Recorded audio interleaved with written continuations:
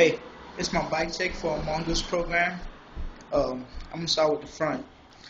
This is I changed the grips. It's not stock. This is black label, red grips, and stock handlebars, stock headset. You see it mongoose, stock forks, but the tires I changed them to kenda. I don't know what brand, what other thing it was. It's a odyssey pegs. Took out the brakes.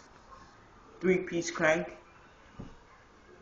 36T sprocket, stock pedals, everything stock. You see the mongoose sign, and it's a sealed bangs inside, and a freewheel, 13T freewheel, stock tires. I sandpapered my rims.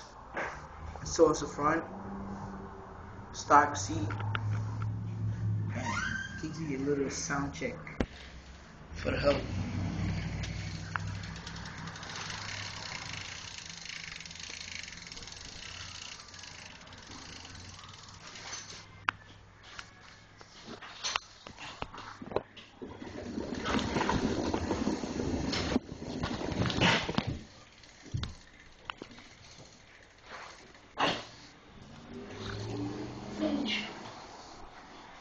Yeah, so it's my bike, mongoose program.